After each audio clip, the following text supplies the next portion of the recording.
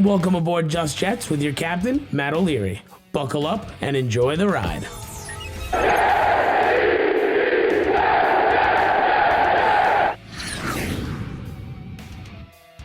Hello and welcome to episode number 27 of Just Jets. What's going on? I am Matt O'Leary. Gonna hang out, talk some New York Jets football with you for the next, half hour or so. We'll see how long it goes. I don't really have any plan for a specific length on this one. It's gonna be slightly different. The first half, I don't know about half, but the first little bit of the show, usually I go into a topic. It's gonna be a little bit more announcements based, and then I'm gonna answer questions. I got a lot of questions this week, so we have a lot to get through. Just wanted to kind of start with an update on the channel, on the podcast, on the future of it and stuff like that. So we'll start by, if you've noticed this week, if you watch videos on the channel this week, you've probably seen the Manscaped ads. So I'm going to say, I'll do one, manscaped.com. Promo code JETS20 gets you 20% off on any of their products and free shipping. It's really appreciated if you check out what they have and use the promo code, get yourself a nice 20% discount, and it also helps me out a lot. I mean, I'm just going to be honest with you guys. Channel is developing and changing a little bit as it continues to grow. And I'm going to see if I could have a long-term partnership with Manscaped, which is... or really if it's them or any other kind of brand similar to that. Manscaped is just one that, I personally use and I think works well, and I like working with them. I am looking to get a longer term plan because I eventually want to do this full time. Peek behind the curtain. I don't just make YouTube videos full time. It feels like I do at times because I do, try to make as much content as possible, and I love doing it. Don't get me wrong. It's something I'm extremely passionate about, and I hope that you're able to see that in the videos, in the podcast, and stuff like that. But peek behind the curtain. I don't do this full time. I actually have two jobs besides doing this. The day job is I run a college radio station on Long Island, and I teach at the school as well. I run it's a radio course, so basically go over equipment and stuff like that and how to create content, and that's going to come back into play in a little bit. So I want to preface why I'm going to eventually, I'll get to it. Sorry, this is a little all over the place, but I swear it's going to come together. So I do that. That's my job. That's my real job. I also cover the Islanders for a website. If you follow me on Twitter, you probably know. You've seen my Eyes on Isles articles. And no, this is not just to plug my other work. I'm just trying to, again, lay out what I do. I do that. So I write about 40 articles there a month and do a podcast once a week for them, post-game podcasts. It's a lot as well. And I do this. But the reason why, I'm bringing this up is I want to do this full time. My passion is talking sports, and if I could do a Jets channel and make that a full-time gig, that would be an absolute dream of mine. And I can't express how thankful I am for the opportunity that I've already had so far, to the point where we've grown is further than anything I ever expected. Really, I would do this for 5 people. I don't care. I've done it in the past. I mean, I'm not new to the content game. I created my own blog, 6 years ago at this point. It's a long time ago. No one was reading. And by no one, I mean nothing compared to, what the videos get now. I'm still taken back by it every day when I post. I never thought it would get to this point. But then again, this is what I want to do. And it doesn't matter to me if the videos were getting 5 views or if they're getting, 2,000-3,000 views, whatever we're at this point. It's really humbling. But if have the opportunity to make this a little bit more of a realistic career choice, that's my goal. So yes, the Manscaped ad is going to be around for at least the next month, hopefully longer. But that's not the only thing that's going to be around. So what I wanted to do is introduce today that I am creating a Patreon. If you're not familiar with what Patreon is, it's essentially a subscription service where you can get exclusive content for a subscription. So you pay, you get bonus content, and I'll go through each thing for what I'm going to do for each different level. There's 4 different levels, And I mean, we'll see how it goes. I'm nervous about doing it. I'll be completely honest with you guys. It's different. It's a new venture, obviously. But I'm also excited because, again, I love creating content. And if I'm able to create more and, people want or and are seeking out more content from me, then I'm be happy, more than happy to do it. It's just, and I don't want to just say like it's just, I can't do any more as is on this channel as it's currently set up. If the partnership with Manscaped works out, and if Patreon works out, and I get a decent, nothing crazy, but if I get a decent amount of subscriptions there, then the chances of this channel even growing from more content is exponential. Essentially, what I wanted to do is just expand the different revenue sources, I guess. I mean, let's face it, like peek behind the curtain, people get paid to do YouTube stuff, and that's what I'm looking to do. I'm not at the point where I could quit my job or anything over it, but if I can get to that point, that's the ultimate goal here. And I've been pretty straight open and honest with you guys, and you guys have as well in the comments and DMs and all that stuff, and I'm beyond appreciative. So if I could do more content, and if you guys are willing to subscribe for that, that would mean the absolute world to me. So I'm just going to go through and say what you'll get for each one. There's 4 different levels. So rookie, for $5 a month, you can get a shout out in the YouTube video. So your name will appear in the YouTube videos on this channel. You'll get exclusive written articles from me. I have seen, I can't tell you how many DMs, and whether it be from websites of their own or just people who tune into the YouTube channel and be like, why don't you start a blog, or why don't you write? And I did a long time ago in 2015. I was doing my own stuff, and then I covered the Jets on other sites for a little bit, and then I stopped because life got in the way. But I started up this YouTube channel again, and I love writing. It's one of my passions as well. I went to school for it. So you get exclusive articles from me as well, along with 15% off on merchandise. Yes, I do have a team store. It's linked down below in the description always. Sometimes you'll see me wear it and promo it a little bit. But the $5 a month club gets you, again, shout out on the YouTube video as a patron, exclusive articles, and 15% off merch. That's the rookie one. Pro is $10 a month. And you get all those same 3 things. So you get the shout out, you get the exclusive articles, you get the 15% off merch. You also get bonus podcast episodes. So yes, I will be doing more podcasts. It'll be not so much how the Just Jets one is set up. It'll be more in-depth topics or conversations with people. It's going to be me, obviously, giving my opinion and my take on the Jets and so forth, but it's not going to be the same format as, Just Jets is. It's going to be a little bit different. It'll be, again, maybe like a deep dive on a specific topic, or a deep dive on an era of Jets football, more on like specific topics, if that makes sense. I'm not doing a really good job of explaining it, but essentially like that. And additionally, as well, you get a pregame live stream. So what I'm going to be doing an hour before kickoff, I'm going to be hopping on the live stream, just talking about my feelings on the game and stuff like that, and interacting with those on there in the chat and stuff like that. So an exclusive pregame show is something else that you can get with the $10 a month package. So just to recap again, on the Pro, you get the bonus podcast episodes, monthly exclusive articles, Patreon shout out, in the YouTube videos, the pregame live stream, and the 15% off merch.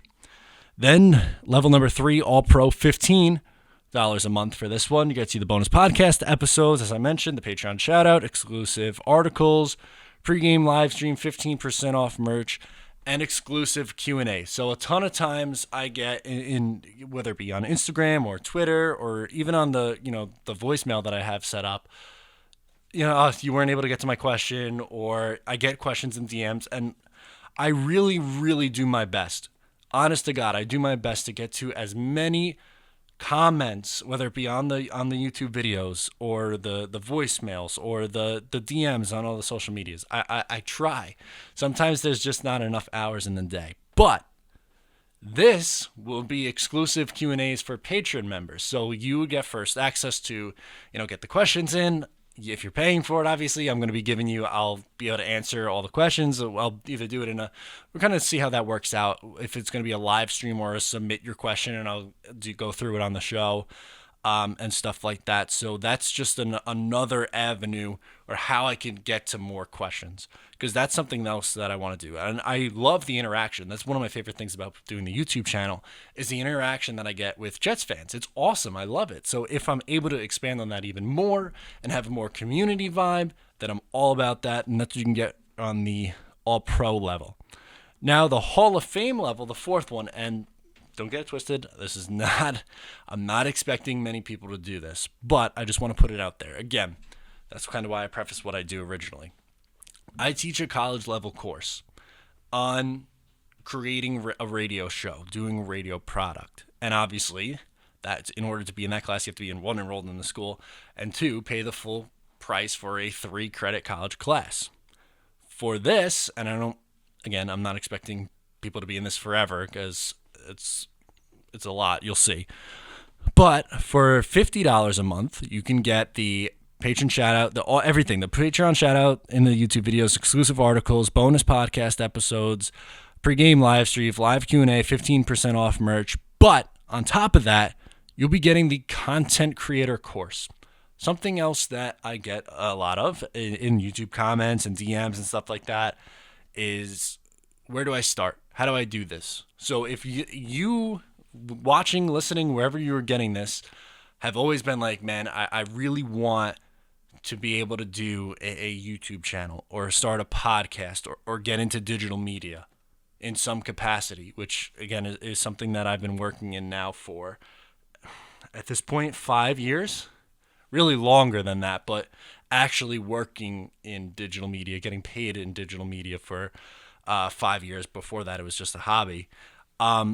So with the content creator course, it'll be videos where for an hour I'll break down a specific topic. So I'll go over things like equipment that you'll need, how to edit audio, how to edit video, how to, create a podcast, how to get the best sound quality, everything in terms of creating content. Because there are classes on it. I teach a class where essentially we're doing this, and you pay a lot of money for it. And I think that if people are, willing to see what's out there in the terms of becoming a content creator, then you'll have the exclusive right to go back and watch all these content creation course videos.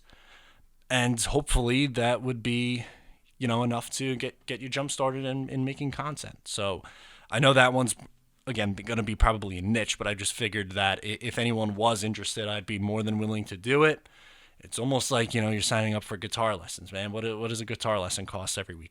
$40 probably, something like that. So $50 a month, you're going to get a bunch of different exclusive tips on how to start your own content, which it's 2020, man. Everyone can start their own content, whether it be YouTube, podcast, blog, Instagram page, TikTok, whatever it is that you're interested in developing. I'm going to do my absolute best to help kickstart that for you. So yeah, man, I'm really excited about the patron, and I hope some subscribers come my way, and we're going to see where this goes. Like I said, I'm nervous about it in a way. I'm also excited about it. It's kind of like those pregame jitter feels. If you're an athlete, obviously, you know what I'm talking about in those pregame jitters. It's exciting. It is. And I really do hope that I get to a point where I could do this full time. I'm being, completely honest with you guys, because I love it. If I could wake up every single day and make Jets content, and that could be my job, absolute dream. And I can't do that without you guys, and I can't even do the things that I'm at right now without you guys. And I hope you watching or listening realize how much that it really means to me to be able to do this and have people tune in. I, again, never thought that I would get to this point.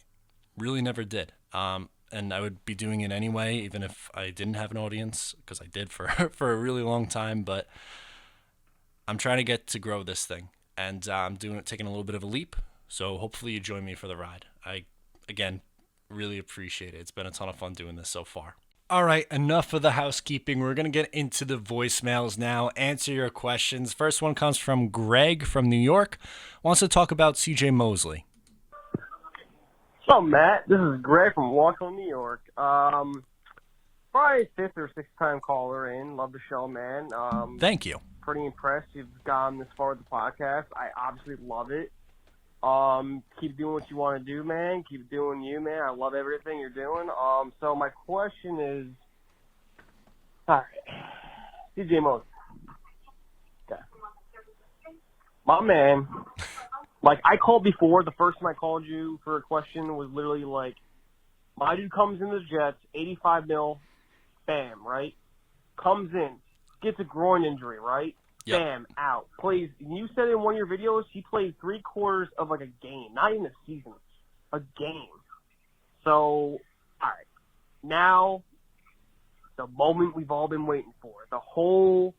All the lights are on CJ Mosley because he's the quarterback of the defense. Everyone's waiting for him to make his big move. Haven't really seen him, make an impact on this team other than obviously the first week in 2019. But guess what? As a Jets fan, you probably saw this coming. CJ Mosley opts out of 2020 season. I saw that notification. I'm like, are you out of your... I get it. I'm sure you're frustrated as well as every Jets fan in this nation. And my question to you is, I get it that if he wants to opt out because he's not confident in the safety procedures that are going to be happening, maybe, you know what, honestly, we may not see an NFL season, whatever.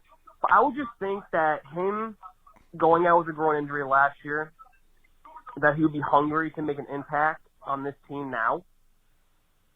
Granted, I guess the reason why he's opting out is because, family issues, whatever. He hangs out with his family a lot. At this point, dude, we've been in quarantine for mad long, dude. So, why not just FaceTime? There's other ways of getting connected with your family at that point. I would think, with the situation you're in, you want to prove yourself, one. Two, you're going to pay a ton of money, bro. And three, the fans need something to spark the defense. Now we lost Jamal Adams. Granted, Joe Douglas did a great job in getting that deal. But still, what's your thoughts on CJ Mosley? Do you think he's honestly doing it just because, he's honestly concerned about his family issues, whatever? Or is it more I don't want to say he's being, kind of greedy, he's just being kind of, low-key, iffy. I would just think someone like that would want to just, I don't care. Sam Darnold's doing it. Lev Bell's doing it. Everyone's on one page. Is CJ Mosley going to be the same player in 2021 now? Because if anything, if he takes off that year, if the season happens, what's going to happen? Is he going to be the same player? Let me know, man. Thank you. Yeah, but definitely appreciate the question, Greg, and thank you for the kind words. Here's the thing.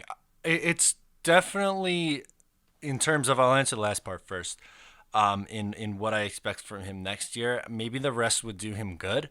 I don't think he's just going to be sitting on the couch doing nothing for, the entirety of the season. I expect him to, be training, and I expect him to be in really good shape, as he comes back in 2021 and so on. And it's going to be interesting to see what he is the remainder of his Jets career, because he will be here for a while. As far as the opt-out itself goes, I don't have an issue with anyone who opts out. And I don't really feel comfortable speculating the reason why a player opted out. It stinks. I would rather have CJ Mosley play, for sure. I think anyone would rather have, the guys on their team play. But at the same time, I don't have any ill will towards him. If he feels that, it's not going to be safe or he doesn't feel comfortable, okay. All right, then I respect it.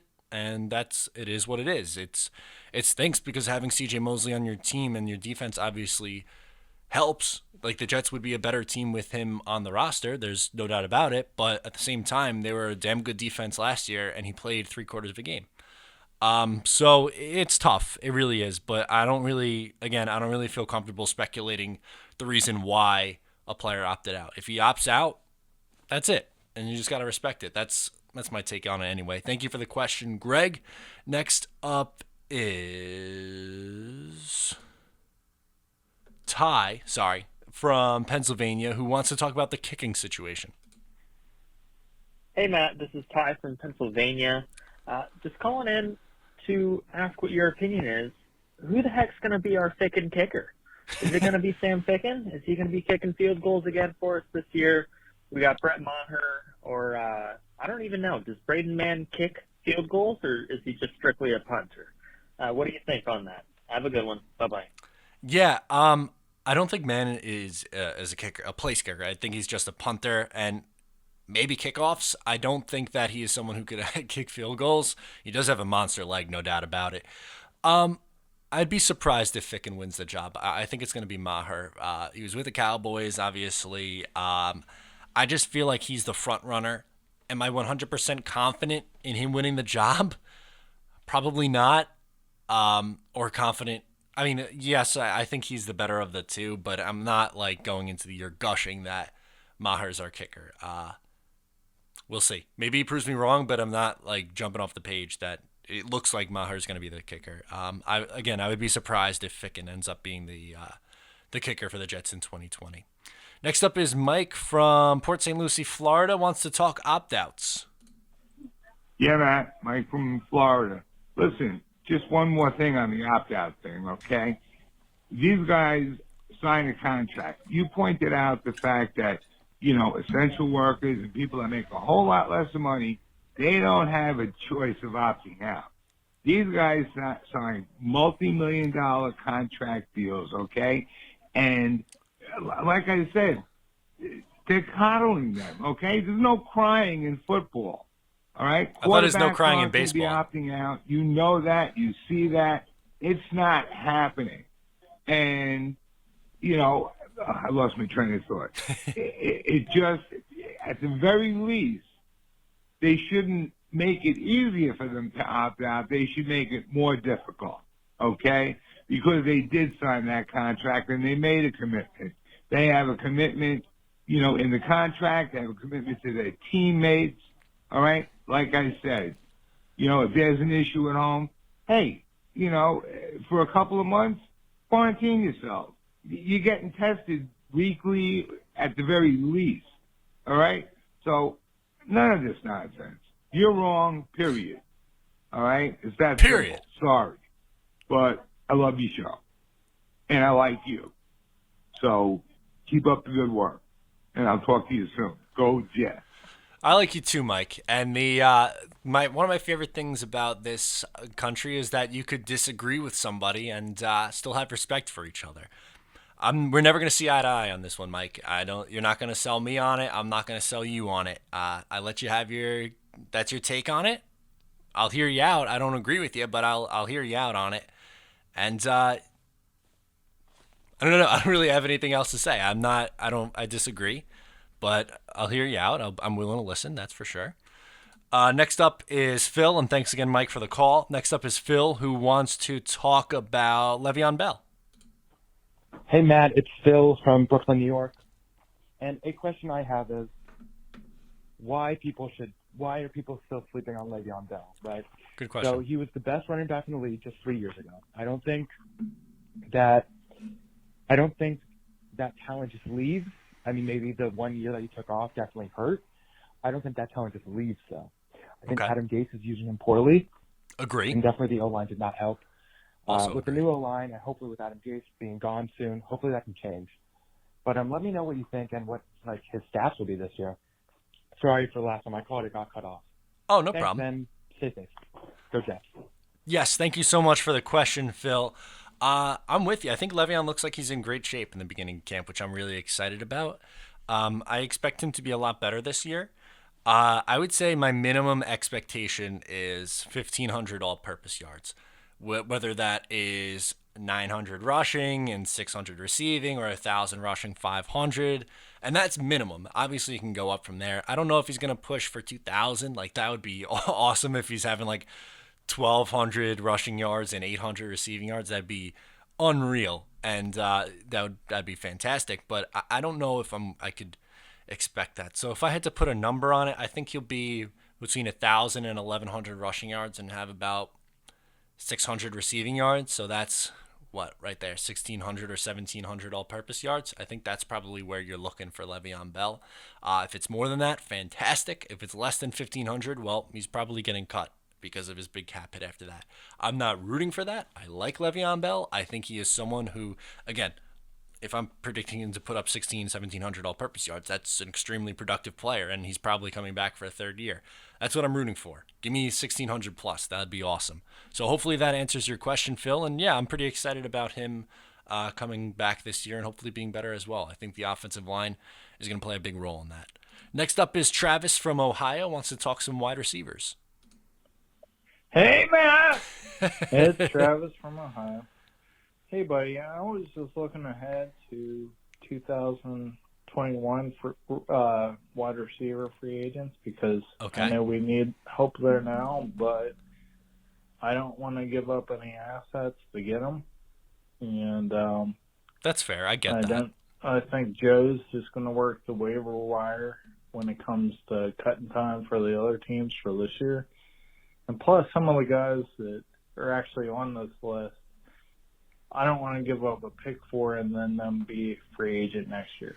Anyway, Larry Fitzgerald, he's probably going to stay there or retire. Yep. Allen Robinson, he's been a name mentioned. A.J. Green, Marvin Jones, T.Y. Hilton. Interesting. Jimmy Watkins, Keenan Allen, Cooper Kupp, Mohamed Sanu, and Juju Smith-Schuster. There was a bunch of other guys, but I would say that's the cream of the crop. And fair. I see a lot of them staying, and maybe only T.Y. Hilton or possibly Watkins have potential at number one, maybe Robinson.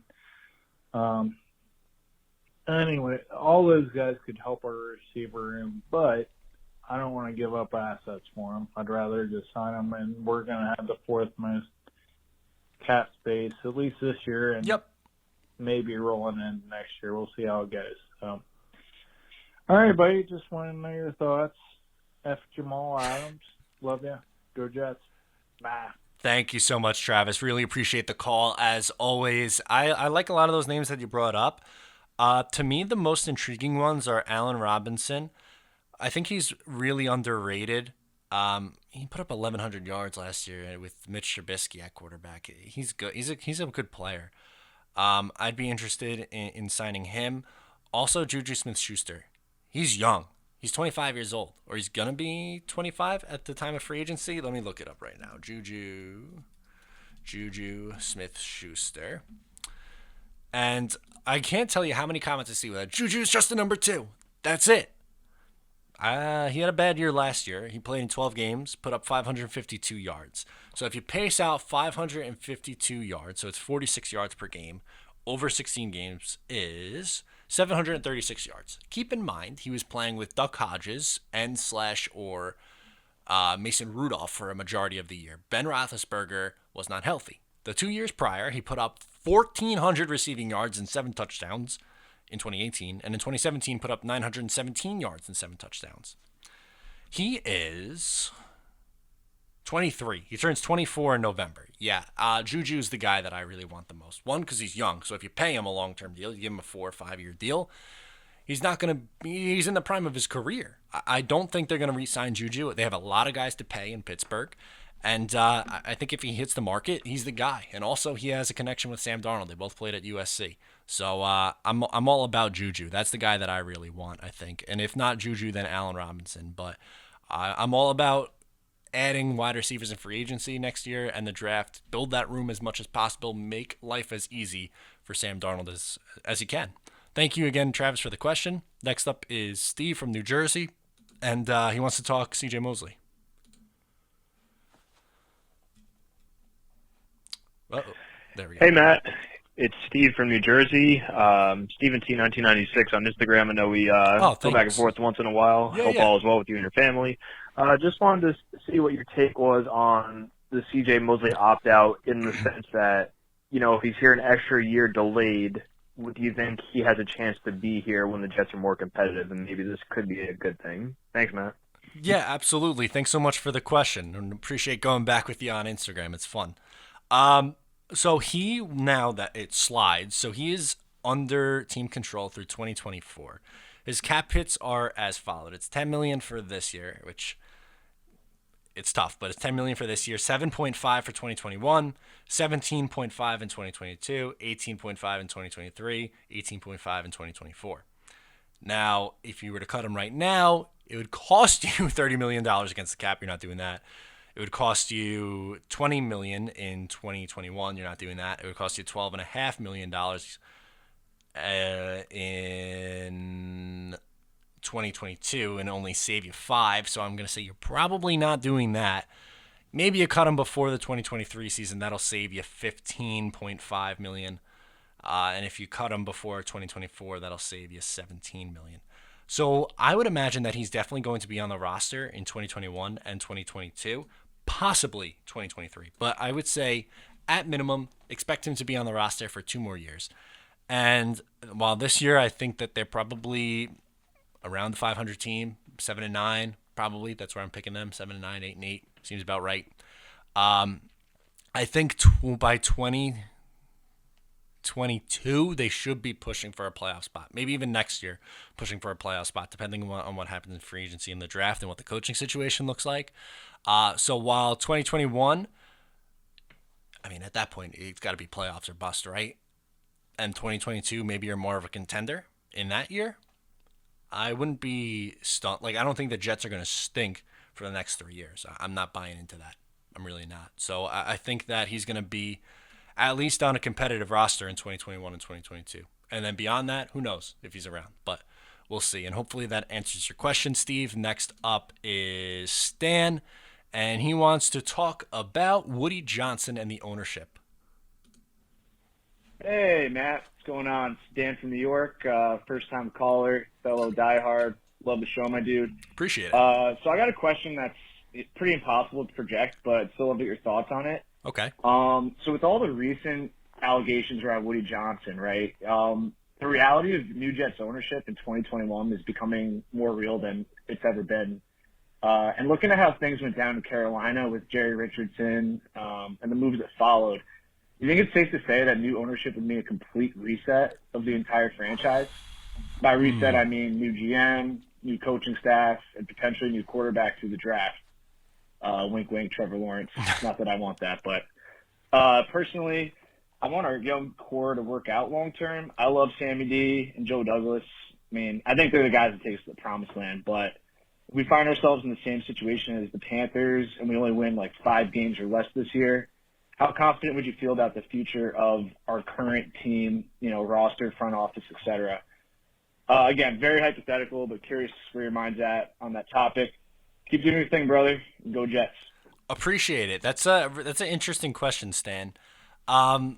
So yeah, you laid out a good point with the Carolina Panthers because they got new ownership and they completely revamped things. They go all in on Matt Rule, pay him a bunch of money, and he's basically running the show in Carolina.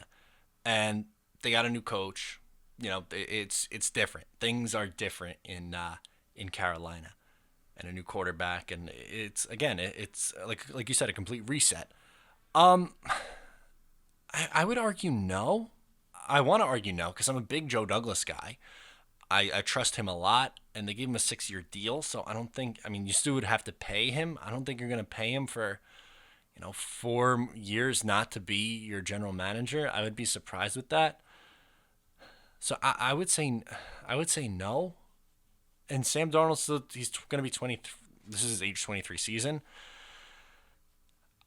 I think the Jets and the Panthers are. I'd argue we're in different situations. They kind of had a coach and quarterback situation where they had their years of prime, like they went to Super Bowl in 2015, obviously, and they kind of regressed since. So it was like, okay, now we reset.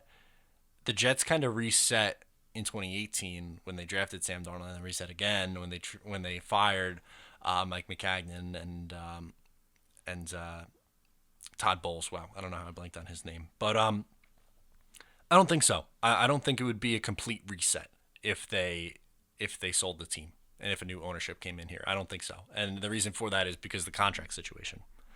So thank you for the question, Stan. That's an interesting one. Next up is Josh from Woodmere, wants to talk injuries in the 2020 season. Hi, Matt. It's Josh from Woodbury.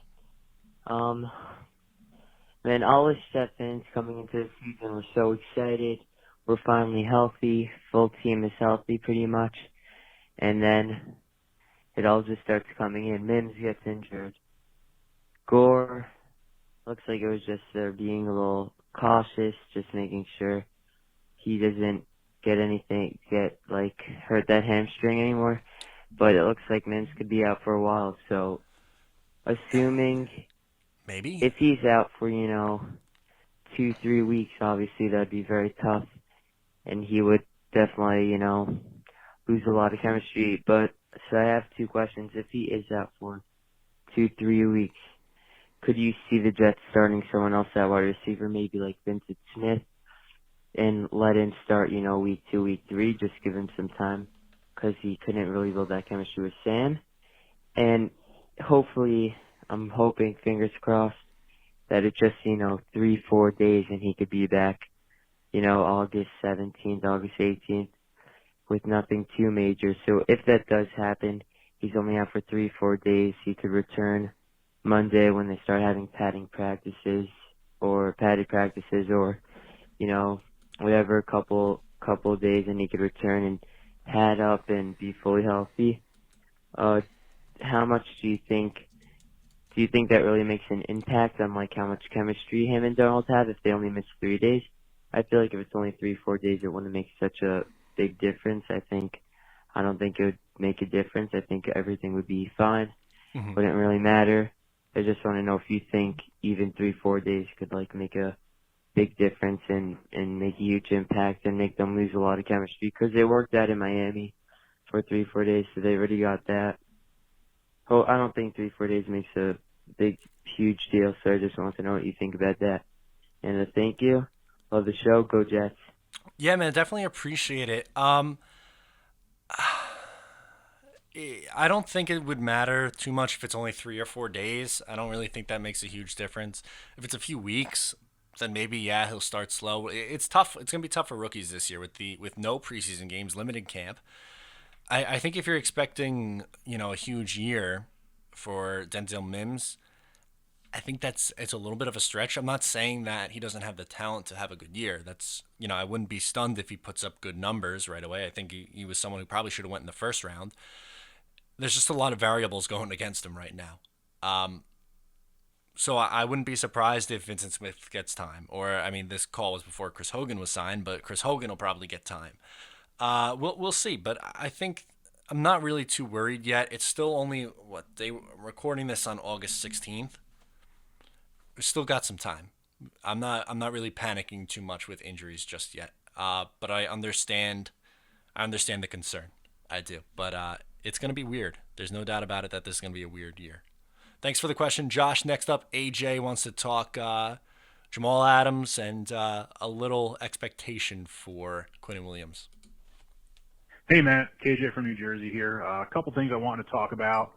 You talked in the past about the Quinnen Williams potential and expectations. I'll get to my feelings on that in a moment, but first wanted to talk about the Jamal Adams trade. I called in a month or so back when the Munish Meta article came out, and one of the things I had mentioned were all the stars the Jets have drafted over the years and how they left for other teams in their prime. One of them being Keyshawn. The Jamal Adams trade reminds me most of that, obviously, because of the 2 number 1s, but looking back, I was never really disappointed with the Keyshawn trade because of the draft haul they acquired and all the playoff teams that came out of that watershed draft. Obviously, the Jets still have to strike on those picks, and COVID could throw a wrench in that, but hopefully this could lead to a watershed draft going forward. Honestly, I was surprised by the deal. Getting so much for Jamal, more than what's his name from the Bears, Khalil Mack. Sorry, the name escaped me. Honestly, if the drama hadn't even been going on with Jamal, I almost think that what they got for him in return would have been too good of an offer to refuse anyway. So I'd kind of be interested for your take on that and seeing even if they Didn't have all the issues with Jamal. If you'd almost trade him anyway, if you get a starting caliber safety to replace him, 2 number ones and a 3, and all you're giving up besides Jamal is a 4th rounder. As far as Quinnen goes, I think it's unfair for people to expect him to have Aaron Donald-like production just because of where he was drafted. That's almost like expecting Darnold to only be successful if he turns into like Brady or Aaron Rodgers. Those guys are generational talents. Just really unfair to Quentin Williams. Also think that comparing him to Josh Allen is unfair as well. They play different positions, so the stats are going to be different. Honestly, if Josh Allen goes on to become a Pro Bowler every year, All Pro, maybe a Hall of Famer. I mean, the guy to blame for that is Mike McCagnon. He got fired anyway. But as far as reasonable expectations, one of the guys I would look at, honestly, would be Mo Wilkerson. You look at his stats early in his career before he got the big contract and kind of, stopped playing hard, but 10.5 sacks in 13, 12 and 15. Really remember him and Sheldon Richardson at that time being such a force. But another name that comes to mind, I know you like him. I mentioned the Keyshawn trade. How would you feel I know where this is going. Quinnen has a career like Sean Ellis? He wasn't a huge stats guy. Only made 2 Pro Bowls. Only broke 10 sacks twice. But he's a stick. Oh, he got cut off there. But we are a big Sean Ellis. We are big Sean Ellis fans. Thank you for the question. Who is that? AJ. Ellis, let's see. I'll read off his sack total. 8.5, 5, 4, 12.5, 11, 2.5, 5, 5, 8, 6.5, 4.5 with the Jets. Yeah, I'm a big Sean Ellis fan. You don't have to sell me on Sean Ellis. For me, I would say a Sheldon Richardson is probably like 2014 Sheldon Richardson, which was, let's see if I can pull up his numbers. I believe he had 8 sacks that year. Yes, he did. 8 sacks, 67 tackles, went to the Pro Bowl. He was a solid player for the Jets that year. Really, really good. I would say like that kind of numbers I think is probably where you're expecting.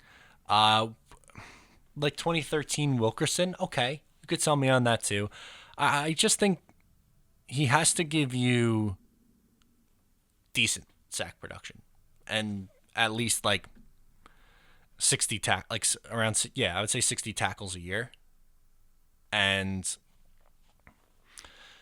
let's say at like 7+ sacks, 60 tackles a year. And then it's like, okay, you got a dominant player on the inside. And you don't have to be Aaron Donald dominant. He's a freak athlete. He had 12.5 sacks a year and 20.5 the year before that. Like, you're not going to get that kind of production. That's crazy. If you're getting, 8 sacks, good.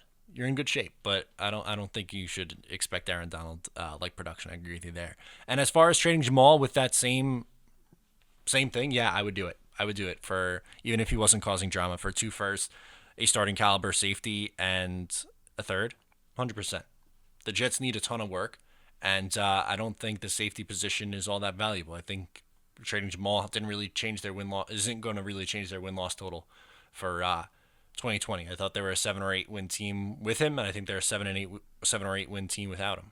So I would still do it, absolutely. Next up is Manny from South Carolina. Wants to talk about who the quarterback of the defense is going to be. Hey, Matt, this is Manny. I'm calling from Charleston, South Carolina, and my question is, who do you think is going to be the so-called quarterback of the defense in 2020? Ooh. Week 1, obviously, it was C.J. Mosley, and he went out with the injury. And for the rest of the season, I think you could say Jamal Adams stepped up and was the quarterback of the defense. Who do you think does it this year, considering Jamal Adams is gone and C.J. Mosley opted out? Could you possibly see Greg Williams trying to use Bradley McDougall the way he used Jamal Adams, or something in the way of that? Thanks, and always go Jets. Yeah, really appreciate that one, my man. My gut tells me Avery Williamson, because usually it's like a middle linebacker who's the the head of the defense. But I could definitely see Bradley McDougald having a big role. He's a leader, no doubt about it. I mean, if you see in any of the videos of him in Seattle, he's definitely a leader. I think it's going to be a mix of both of those guys. I don't think it's going to be really like too much one or the other. I'm really leaning more towards Avery Williamson, though, the more that I think about it. It's usually the middle linebacker. He's going to have the mic in the headset or the headphones in his helmet or whatever you want to say, so we can hear the calls coming in. So I'm going to say Avery Williamson. Next up is Chris. Final question, wants to talk about Le'Veon Bell. Hi, I'm Chris. I'm originally from New York. I moved to Arizona. Not really a question, more of like an opinion on how Le'Veon Bell could be used better to make the jobs of his teammates easier. So basically, in my opinion, I think that if the Jets use Le'Veon in the slot more, ooh, I'm all about this. Let's hear it. Be able to open up things for his other teammates. So I wrote down a couple pros and cons. If Le'Veon Bell was in the slot more, number one, it keeps your star running back on the field. Mm-hmm.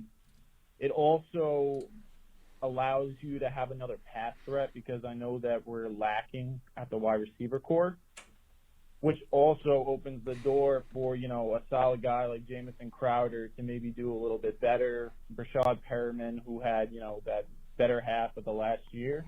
And, the new guy could help him out as well. But not only does this help your wide receiver core, this is also going to help your running back situation. You got Frank Gore at the running back 2, who, he can be on the field with Le'Veon at the same time. And then you also have LaMichael Pirine, who can get more reps based off of that. So, maybe you work Pirine as well in the slot, interchangeable with Le'Veon Bell, and switch them back and forth. Yeah, I kind of just want to hear your thoughts on it. I know that some of the cons, it would have to be, your second string and your third string would have to produce as far as running back goes. And I also know that it gives Le'Veon Bell like a bigger workload. So I'm thrilled to hear how what your take is on it. And yeah, go Jets. I appreciate what you're doing, man. Thank you so much for the question, Chris. Really appreciate it. I just pulled up Le'Veon Bell's, stats page just, while he was talking to see, what his production was as a receiver. And, last year he had 461 yards on 66 catches. I'd like to see that go up. In years prior in Pittsburgh, he had 85, 75, 83 catches in a season. I think around 70, 75 is probably a pretty good number. I love the idea of lining Le'Veon Bell up as a wide receiver. Yes, that means Frank Gore or LaMichael Pirine is going to have to be in the backfield, but I'm be willing to live with that because I think Le'Veon is that good, and it helps mitigate the lack of receiving depth that the Jets have. They don't necessarily have a sure thing outside of Jamison Crowder. Crowder's a very good slot receiver. I like him a lot, but Mims is a question mark on the outside. Perriman's a question mark on the outside. You brought in Hogan, who, he really didn't do much of anything last year. You're hoping that he's the player that he was in New England as a, fourth kind of depth guy. I think that obviously they're going to rely heavily on Chris Herndon if he's healthy. Ryan Griffin too, as well. But at the end of the day here, Le'Veon Bell is probably your best offensive player at this point until Sam Darnold proves otherwise. And I'm all about utilizing him better, which is lining him up in the slot. By the way, just some yards from scrimmage. He had 1,250. That's not enough last year from Le'Veon Bell. In years prior, he had 1,946, 1,884, 2,215. I don't think he's going to hit 2,000 again. That would be nuts. But I think at minimum, worst case scenario, 1,500. I'd really like him to be in that 1,700 range or more. That'd really be nice. It would make Sam Darnold's life so much easier. So thank you for all the questions this week. Again, thank you for hearing me out in the beginning, go through the housekeeping stuff, and thank you for coming along for the ride. I love it so much. And it's my favorite thing to do each week. Talk some New York Jets football, answer questions. It's awesome. So that's going to do it for episode number 27. Once again, I'm Matt O'Leary. Thank you so much for tuning in, and I'll talk to you next time.